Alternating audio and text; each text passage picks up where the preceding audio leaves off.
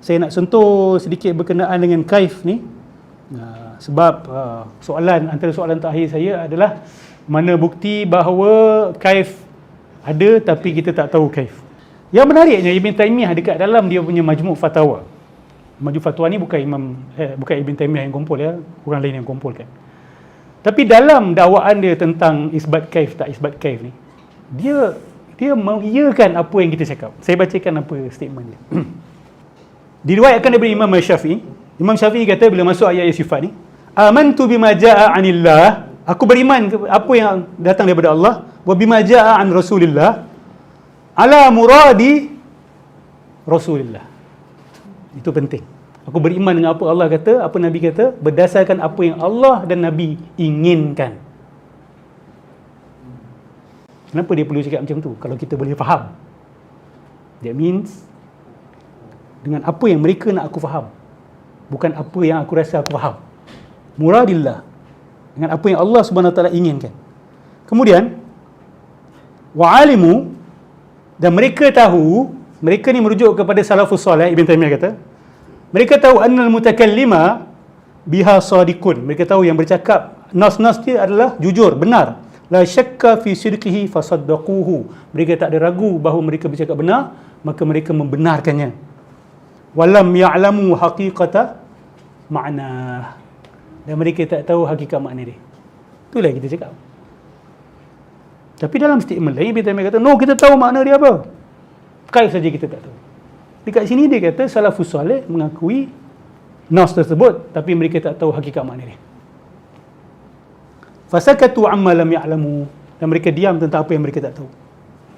Maksudnya mereka tak tahu certain makna ayat sifat ni, memang tak tahu. Bukan tahu tapi tak tahu kaif. Tahu makna tapi tak tahu kaif. Tak, dia tak tahu makna. Wasabata an Muhammad bin Hasan Asy-Syaibani, murid kepada Imam Abu Hanifah, bahawa Imam Abu Hanifah kata ittafaqal fuqaha, fuqaha telah bersepakat, kulluhum minasy-syarqi wal gharb, daripada timur dan barat, alal imani bil Quran, beriman dengan Quran dan hadis, allati jaa biha athiqat, yang diriwayatkan oleh orang-orang yang boleh dipercayai daripada Rasulullah sallallahu alaihi wasallam berkenaan dengan sifat Tuhan, min ghairi tafsir, tanpa menafsirkannya, wala wasfin, tanpa menyifatkannya, wala tashbih, tanpa mentashbihkan dia.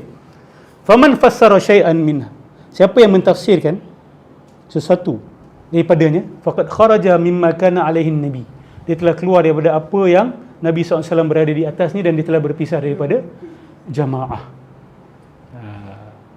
So dekat sini Ibn Taymiyah nak kata salafus soleh tak tahu dan tak cakap apa, tidak menjelaskan makna dia, tidak mentafsirkan pun.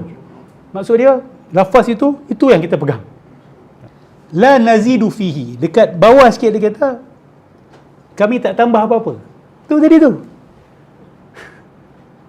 Allah istawa ala al-arsh, katalah istawa ala al-arsh, yang tambah ni tak istawa ala al-arsh literally. Tu hang tambah-tambah. Salaf tak buat macam tu. Ni Ibn Taymiyah sendiri mengakui benda ni.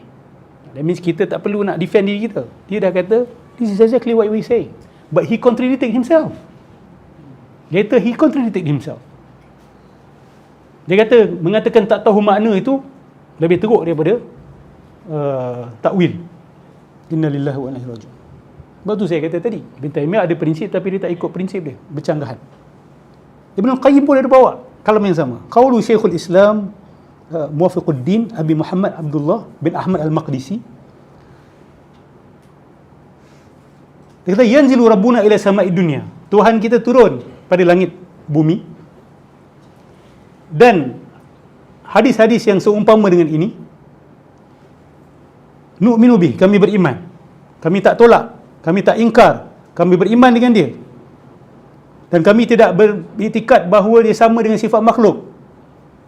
Tetapi bal nu'minu bilafzihi, kami beriman dengan lafaznya, wa natruku ta'arrud li ma'na, dan kami tinggalkan untuk attempting to describe the meaning. Kami tinggalkan benda ni. Wa qira'atuhu tafsiruhu, baca saja itulah tafsiran dia. Istawa alal arsh, apa tafsiran dia? Istawa alal arsh. Apa tafsiran istawa alal arsh? Istawa alal arsh. Tafsiran dia adalah dengan mengulang balik statement itu. Salah. Itulah tafwid. Bila tak tahu makna, Macam nak sebut ada kaif pula? Kan? Dan kita dah bawa ke langit Imam Ahmad. Imam Ahmad bin Hanbal kata, bila orang tanya dia, Allah turun ke langit bumi 2/3 malam. Imam Ahmad kata apa? Nu'minu biha. Ini diriwayatkan oleh, ini sahih, ini riwayat yang sahih daripada Imam Ahmad.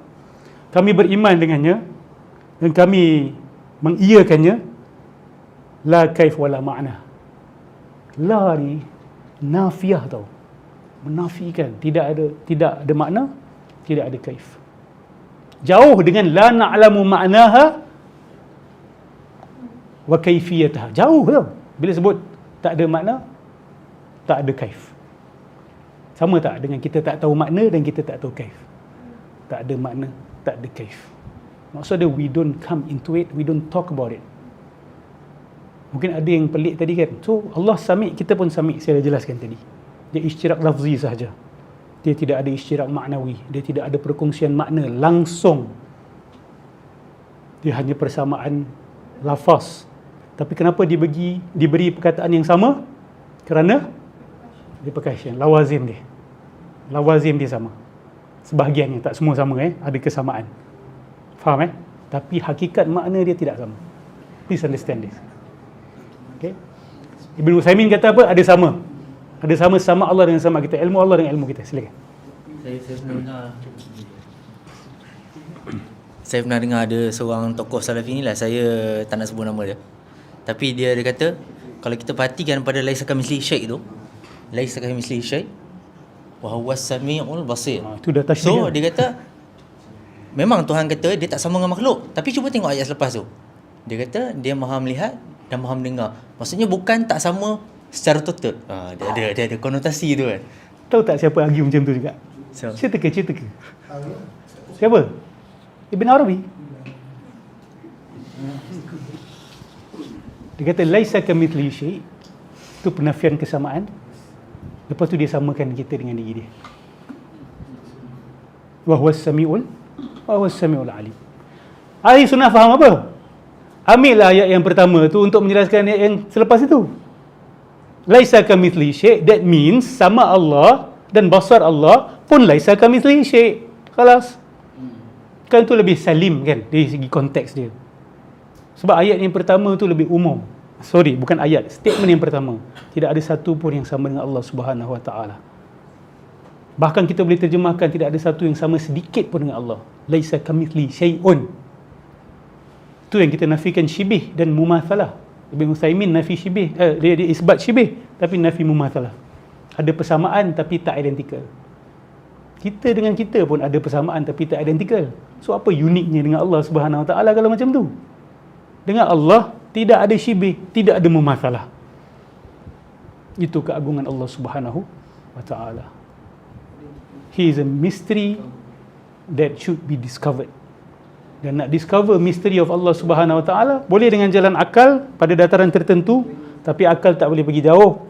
Jauh tu hanya boleh datang dengan ilham daripada Allah Subhanahu Wa Taala. Di sini datang kita takwa ibadah kepada Allah Subhanahu Wa Taala. Wattaqullaha wa yu'allimukumullah. Bertakwa kepada Allah, Allah akan ajar kamu. Ini the next level. Ini bila Allah singkat kasih ma'rifatullah. Azza huwa ma'rifatullah. Bukan tak ada dalam agama kita ada. Tapi makrifat yang kita tentang adalah makrifat batiniyah. Di ma'rifatullah, ahli sunnah wal jamaah ada. Dan kita semua kena cari. Kita semua nak kenal Allah dengan lebih rapat. Nak sayang pada Allah dan nak Allah sayang pada kita. That's the most beautiful thing that anyone can request from Allah. Make sure we have that in our passion. Jangan duk kalam tapi di sisi itu kena ada. Itu yang akan kawal diri kita daripada melampau. Itu yang akan kawal diri kita daripada over, insya-Allah. Itu yang akan membantu kita kawal lidah kita dan sebagainya dan perilaku kita. Jangan lupa tasawuf sahabat-sahabat. Jangan lupa tasawuf, jangan lupa akhlak, jangan lupa ilmu ihsan. Jangan kita sibuk dengan akal, dengan ilmu, dengan nas, riwayat sana, riwayat sini. Lepas tu kita lupa ihsan. Anta abudallaha ka'annaka tarah fa in lam takun tarahu fa innahu yaraka. Sebab tu saya kata jalan Asy'ariyah ni dia balance. Dia balance. Dia ada iman, dia ada Islam, dia ada ihsan. Kalau awak ada iman, Islam, tak ada ihsan pun masalah. Awak akan jadi begitu keras. kan? Dan awak akan melampaui batas. Kalau ada ihsan tapi tidak ada iman, awak akan jadi batiniah. Awak tidak akan ada akidah yang betul. Awak ada ihsan, tidak ada Islam, itu pun batiniah juga ah. Kan? Solat tak solat, cinta pada Tuhan tapi tak amalkan rukun. Kan? Lepas tu tidak ada ilmu akidah, tak ada kalam, tak boleh pertahankan akidah dan sebagainya.